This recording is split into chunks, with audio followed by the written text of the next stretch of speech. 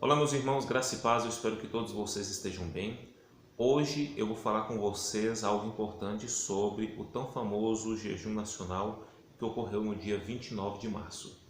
Bom, nós vimos que o presidente Jair Bolsonaro anunciou, convocou a população brasileira para exercer um jejum nacional.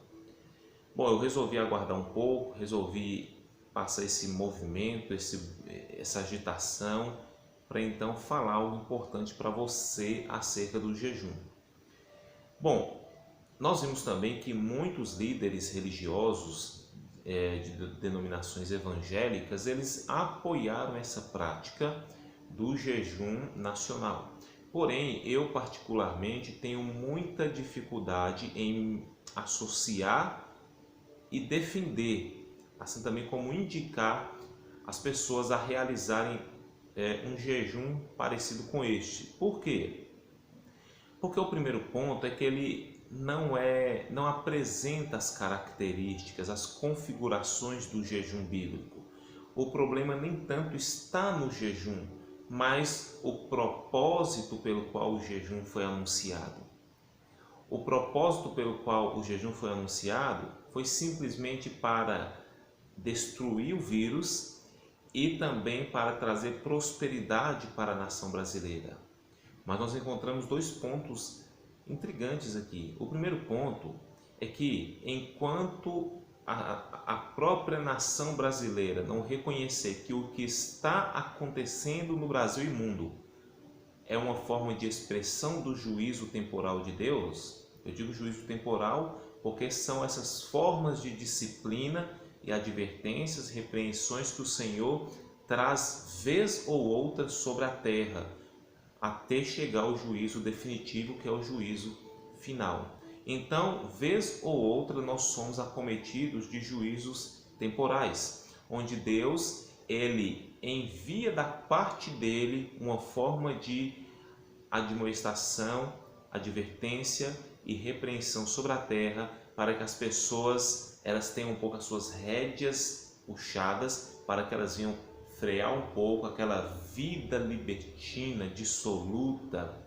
individualista, consumista que estavam vivendo, tão materialista e existencialista, e venham refletir um pouco acerca da família, acerca do que é ser humano, acerca do que é viver em sociedade, acerca do que é temer a Deus. Então Deus, ele envia os seus juízos temporais, são disciplinas.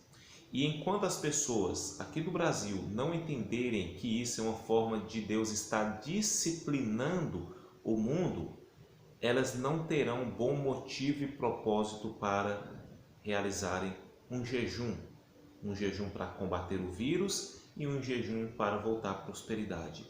O outro problema é que muitos desses ditos líderes evangélicos, eles estão clamando para que a prosperidade retorne, porque muitos deles, a maioria, são defensores ferrenhos da tão famosa teologia da prosperidade. Então eles clamam, eles têm sede e fome, eles estão desesperados atrás da prosperidade, porque a teologia que eles defendem é aquela que afirma que é da vontade de Deus que você seja próspero. Caso contrário, você está com falta de fé, você está possesso por um espírito imundo ou acometido da ação de algum espírito imundo, ou porque você não ofertou direito, ou talvez porque você é alvo de alguma maldição hereditária e para isso você precisa entrar em uma batalha espiritual. Eu estou dizendo isso porque eu já fui defensor da teologia da prosperidade e tudo que estes homens estão pregando hoje, eu também já preguei um dia, eu também já ensinei um dia e me arrependo amargamente de um dia ter ensinado um falso evangelho para muitas pessoas. E o que estes homens estão querendo é uma oportunidade de voltar a pregar este falso evangelho da teologia da prosperidade. Mas eles entram na contramão dos seus próprios argumentos, daquilo que eles mesmos ensinam, pois segundo a própria teologia da prosperidade, existe também a cura divina, que não é da vontade de Deus que você adoeça, que aqueles que são acometidos de doenças e enfermidades é porque simplesmente estão sofrendo alguma intervenção maligna, ou porque está em pecado, ou simplesmente porque está precisando expressar mais a sua fé para reivindicar a sua bênção. Então, para essas pessoas, muitos que estão doentes é porque estão dando brecha para o diabo, porque segundo eles a pobreza e a doença é do diabo, pois o Senhor Jesus sobre si levou todas as nossas dores e enfermidades. Então eles pregam em torno disso. Então é muito fácil de entender o motivo principal pelo qual eles estão defendendo e indicando, chamando os membros de suas igrejas para realizarem este jejum nacional. Bom, outro ponto importante que nós devemos entender é sobre o propósito do jejum. Muitas pessoas estarão fazendo este voto de tolo, um voto insensato, porque o problema não está em fazer o jejum, mas o problema está em fazer um jejum com o propósito errado. Então, o propósito do jejum, segundo as Escrituras, é diferente do propósito que foi apresentado para este jejum nacional. Porque se analisarmos nas Escrituras, o propósito do jejum está sempre levando o homem pecador ao arrependimento, a ele se humilhar, a ele se entregar ao pó e às cinzas, mostrando a sua dependência e necessidade total do Eterno, do Deus Criador, e se abdicar da força do corpo, da força vital, dos nutrientes e de toda a volição do seu corpo e da sua alma. É como se o homem estivesse desvencilhando de si mesmo, dos seus prazeres e necessidades, e de fato buscando a satisfação de todo o seu ser em Cristo Jesus. O objetivo do jejum é depender mais de Deus, mas não a dependência física, na vida conjugal, na vida profissional, a dependência espiritual. O jejum serve como uma forma de expressão para você correr desesperadamente até o Deus Criador, clamando a Ele: perdoe-me, porque eu não passo de pó e cinzas e careço grandemente do seu perdão, da sua graça, do perdão real. Logo, o jejum ele tem como objetivo principal fazer com que o homem pecador ele se converta dos seus maus caminhos, abandone completamente a sua vida imoral e iníqua e se renda aos pés do nosso Senhor e Salvador Jesus Cristo, porque o jejum ele revela a nós a vontade de Deus, e a vontade de Deus é que os homens se arrependam e venham ao conhecimento da verdade. Porém, no jejum apresentado no dia 29, o objetivo não era esse. O objetivo não passou sequer perto de conversão, de arrependimento. Não houve uma mensagem de arrependimento. Não houve uma mensagem sobre o pecado, condenando o pecado. Não houve uma necessidade, não houve uma mensagem sobre a necessidade de confessar os pecados, sobre o sacrifício expiatório, sobre a cruz do Calvário. Não, mas todos se uniram clamando para Deus retirar o vírus. E mal eles sabem que o vírus é uma forma de juízo temporal do nosso Deus. O vírus só irá embora quando Deus dizer basta. Quando Deus dizer agora eles entenderam, mas a igreja ainda não entendeu. A população brasileira ainda não entendeu. E o jejum ele é sempre uma ferramenta para a igreja usar quando ela também é acometida dessa repreensão divina. Ou seja, enquanto a igreja não entender que Deus também está tratando com ela durante esse processo, durante o acometimento deste vírus, o vírus irá continuar. O vírus irá continuar até as pessoas reconhecerem a mão divina, dispensando a sua graça comum, dispensando a graça salvífica e aprenderem a glorificar a Deus. Um ponto importante que nós precisamos observar é que o fato de as Escrituras Sagradas apresentarem o jejum não significa que todas aquelas pessoas que realizam o jejum são pessoas servas de Deus, são pessoas tementes ao Senhor Jesus Cristo.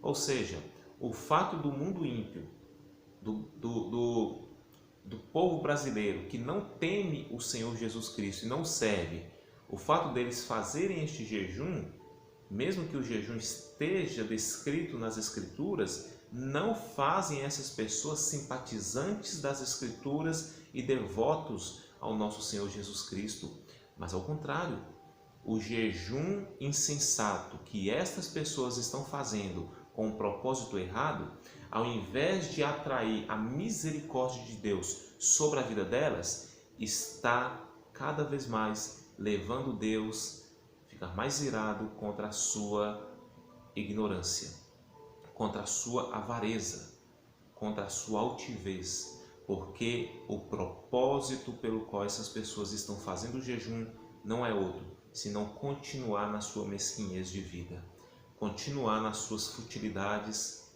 continuar nas suas vaidades.